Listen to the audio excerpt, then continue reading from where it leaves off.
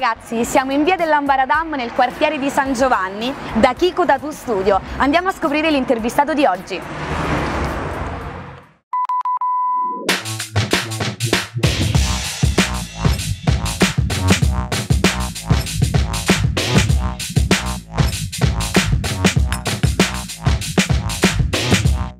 Ciao Chiara! Ciao Alice! Stiamo prendendo un caffè qui nel tuo studio perché tu sei tatuatrice. E tatuatrice da quanto tempo? Dal 2007. Dal 2007, quindi poco, ho iniziato veramente ieri praticamente. Vabbè dai, prendiamoci questo caffè che io ho macchiato freddo. Buono, bravo, chi ce l'ha portato questo caffè? Allora, tu sei tatuatrice e la mia prima domanda è: quando è nata questa passione? Da cosa hai capito? Cosa ti ha ispirato? Il passaggio è stato prima tatuarmi, quindi poi piano piano sono entrata in contatto con questo mondo. Quanti anni avevi quando hai fatto il tuo primo tatuaggio? 19. Posso chiederti che cosa ti sei tatuata? Sì, ero entrata per fare una chiave di violino, mi è stato detto che era una roba veramente banale, ci sono rimasta malissimo, allora nel frattempo ho fatto un viaggio e sono ritornata con, io pensavo, una geniale idea.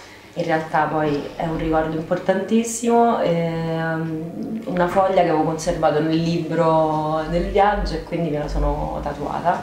Ho vissuto un po' questo studio e il passaggio è stato perché avevo una persona vicino che stavo frequentando, appunto, che poi è diventato il papà dei miei figli. In realtà è stato avvicinarmi prima di tutto a un livello culturale del tatuaggio. C'è un aneddoto che poi mi ha legato particolarmente e mi ha fatto capire che avrei avuto il piacere di provarci, perché non aveva tempo per disegnare una raganella, una rana. L'ho disegnata, la signora si è innamorata del mio disegno e si è tatuata da quest'altro tatuatore questo mio disegno. E lì insomma c'ho avuto un po' un friccico nel cuore, no? Cioè, siamo artigiani, quindi è importante tutta una parte tecnica, sanitaria, di come bisogna comportarsi poi correttamente. Qual è stato il momento in cui hai avuto più difficoltà? Ce ne sono stati vari momenti complicati. E ricordo con grande difficoltà i primi 3 anni dell'apprendistato in cui comunque io non tatuavo. Sono stati anche di grandissima frustrazione, anche perché avevo un confronto altissimo all'interno e quindi pensavo veramente di non riuscire mai ad arrivare a quella tecnica, a quella sicurezza. Il disegno per il tatuaggio è un disegno completamente differente dal disegno su carta e quindi è importante che qualcuno ti insegni come anche non sentirsi troppo artisti. In quanto donna è un mondo semplice, o comunque bisogna lottare per bene perché sei donna e quindi non c'è ancora parità. Beh, io ero tra l'altro in uno studio proprio vecchia scuola, quindi entravano giustamente, ero l'elemento nuovo, l'unica donna a studio. E mi hanno preso per anni solo per la segretaria perché sembrava che potevo essere solo quello. Anche stessi tatuatori mi dicevano che sembravo una tatuatrice da stellina e di ciliegio. E quindi anche la banalità, no, dello stereotipo, purtroppo anche nel nostro mestiere, come penso la maggior parte, insomma, è un po' più complicato. Quello che un po' salva poi è che se uno appunto si impegna e impari la tecnica, è il lavoro che parla e quindi è quello sul quale io mi sono basata tantissimo, e cercando anche di non ascoltare queste cose che comunque ti toccano, a me danno profondamente fastidio. Tu chiaramente hai iniziato quando non c'era questo boom di social, chiaramente immagino ci fosse un diverso tipo di documentazione. Si andava molto più sulla fiducia, sul racconto, era un po' più sacro come come percorso, era più di strada, no? Quindi era più vissuto. Io so che tu hai anche una pagina Facebook per il tuo studio che si chiama Kiku Tattoo Studio. Cosa ti piace dell'utilizzo di Facebook che se ne può fare sia da parte tua sia da parte della clientela? Qualsiasi attività commerciale deve riuscire a capire quanto può essere controproducente e a favore, bisogna saperlo fare. Sono sempre stata un po' combattuta perché l'utilizzo di Facebook mi ha sempre molto disturbato. Per noi tatuatori è stato quasi si è aperta un'altra epoca col MySpace. Ci si è conosciuti a livello internazionale, anche della stessa città, cioè mi ricordo che c'era veramente un fermento incredibile perché conoscevi dei talenti incredibili che non ne sapevi neanche l'esistenza, e prima comunque anche la ricerca era molto più tua, dovevi prendere un libro, dovevi cercare, c'era un altro appassionato, come i collezionisti, non lo so, di fumetti. Poi però l'avvento ha sputtanato tantissimo questo. L'avvento di Facebook. L'avvento di Facebook, MySpace, l'Instagram. Spesso cerco anche di far capire ai clienti che quelle foto che magari mi portano sono delle foto filtrate, photoshoppate, la resa tecnica non è possibile, si falsa. Rispetto a questa cosa, sul tuo profilo personale hai fatto una sorta di guerra riguardo ai tatuaggi molto piccoli. Ormai pare che è obbligatorio farlo. E quindi invece non è obbligatorio farlo, cioè uno può vivere benissimo anche senza il tatuaggio. Non è sul soggetto, è proprio sull'aspetto tecnico. Che questa sputtanamento di Instagram o di Facebook o di internet ha creato una confusione.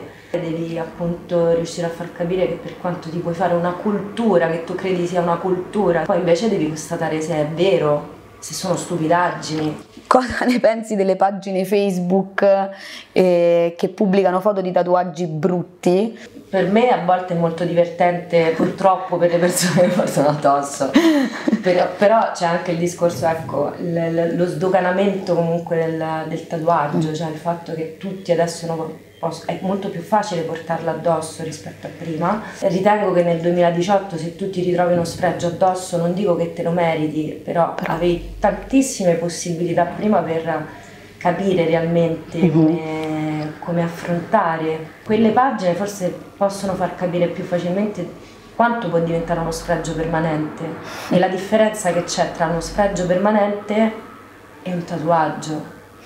Che diverso. Che è diverso. Il pregiudizio delle persone, soprattutto magari gli adulti, mi viene da pensare, i nostri genitori, non convince la persona molto tatuata poi, perché un conto è il tatuaggio piccolino sul polso, però magari ecco tutto un braccio può destare un attimo di...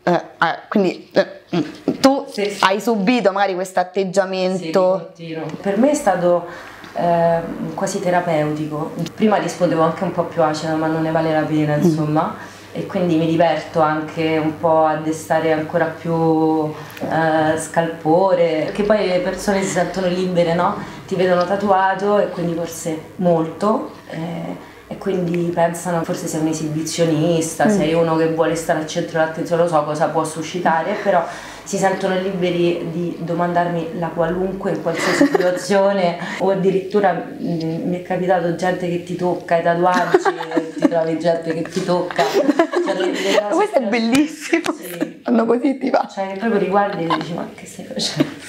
Insomma, io sono mamma di 2 bimbi e quindi anche situazioni che era importante, anche coglievo l'occasione per insegnare ai miei figli cosa vuol dire il pregiudizio o la maleducazione, il sentirsi liberi di dire sempre la propria opinione, insomma non si è sempre così liberi, non la vogliamo sapere necessariamente, l'opinione su tutto, soprattutto quando uno è offensivo, ecco. E riguardo il tuo Facebook personale, come lo utilizzi e se condividi anche cose della tua vita privata o magari ti limiti a condividere sempre il tuo lavoro? Lo utilizzo tantissimo per lavoro e mi ha salvato in tante circostanze in cui mi sono spostata o comunque comunque ho dovuto ricominciare la mia attività da un'altra parte, e quindi quello, sicuramente il fatto di averlo aperto, penso di essere stata tra le prime subito dopo MySpace. Ci sono state 1000 volte in cui dico porco giù, adesso chiudo tutto, mi sbrocco, no?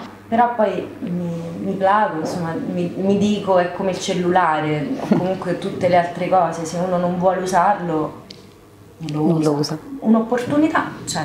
Però bisogna studiarlo. Devi riuscire a farlo in maniera intelligente, un po' come tutte le cose. In quanto mamma, prima hai detto che tu sei mamma di due bimbi, spopola tantissimo Facebook e anche Instagram tra le nuove generazioni. Da tua figlia più grande ti è stato richiesto l'account? Ha 11 anni e mezzo adesso. E già ha dei compagni che hanno l'Instagram, sono scelte per carità. In questo io e il padre siamo, per quanto siamo appunto separati, ma siamo assolutamente in linea su questo, perché ne conosciamo la pericolosità. Ovviamente la lotta è continua, ma è uguale, no? Anche questo bisogna essere lungimiranti e fargli capire comunque concretamente qual è il pericolo. Ci sono delle età che secondo me un bambino di 8 anni avere Facebook è assolutamente assurdo, inappropriato, non capisco perché deve avere un Facebook. Anche mia figlia avrà Facebook prima o poi, perché è come chiedermi di uscire la prima volta, certo. No? Purtroppo questa è l'assurdità, perché pare che sia obbligatorio poi averlo su Facebook, però purtroppo è così. Ritengo che prima di tutto vanno preparati per quanto più possibile, ma il controllo non lo potrai mai avere, non è neanche giusto averlo poi il controllo di una persona. Tu a 11 anni per cosa lottavi? Uscire. Il cellulare? No, il cellulare l'ho avuto in viaggio di istruzione a 15 anni e l'ho perso, io volevo uscire. Tu volevi uscire, quindi tu lottavi per uscire. Viaggiare, lottare. Visto quanto cambiano le mode, tu lottavi per uscire e tua figlia lotta per l'account di Instagram o di Facebook, quello che è. Tutti quanti hanno WhatsApp, tutti quanti hanno Instagram, che poi sono cose che ognuno di noi quando era piccolo, chi non voleva stare nel gruppo, no? E essere accettato. Il problema poi è riuscire a fargli capire quanto non rimanerne vittima. Se è stato così poco cosciente per noi adulti, quanto può essere fuorviante, pericoloso comunque per un bambino che non ha, un ragazzino, un adolescente. Ovviamente poi devi immaginare, no? Ognuno ha le sue frustrazioni, le proprie fragilità che cambiano in quel periodo, quindi questo secondo me è molto pericoloso. Chi si deve veramente domandare di più sono la parte adulta che gestisce tutto questo, perché c'è una parte sicuramente naturale in cui tutti gli adolescenti in ogni epoca hanno fatto quei passaggi, no? Di ribellione, di accettazione, di indipendenza, di esserci. Il problema è che non credo che ci siano, ecco, la generazione dei trentenni, dei quarantenni, dei cinquantenni, cioè che siamo i grandi, quanto siano veramente così tanto consapevoli. Quando, non so, da tempo perso stai sul telefono e scrolli la home di Facebook, e cosa ti fa scendere le palle? Dici, Madonna, io non l'avrei mai pubblicata questa cosa. Quasi tu. Quasi tutto, perfetto. Cioè, trovo veramente banali il dire per forza la propria opinione quando succedono atti gravi a livello sociale, politico.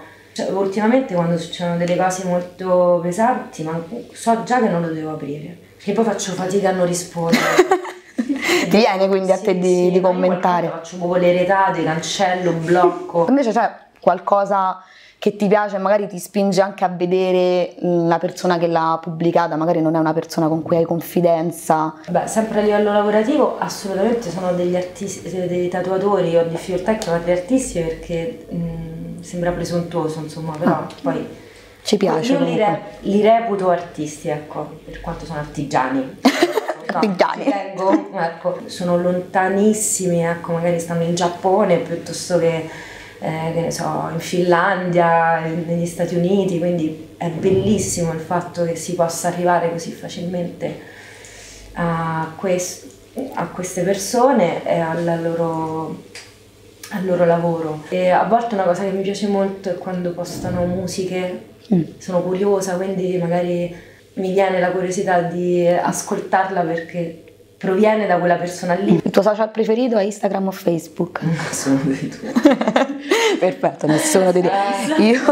Io volevo tornare ai piccioni viaggiatori per comunicare con la gente. Google Earth, non è un social. Allora Chiara, io ti ringrazio per questo pomeriggio, questa chiacchierata che ci siamo fatte insieme, e la domanda finale è se ti prenderesti un altro caffè con me senza le telecamere però. Sì, assolutamente. Grazie.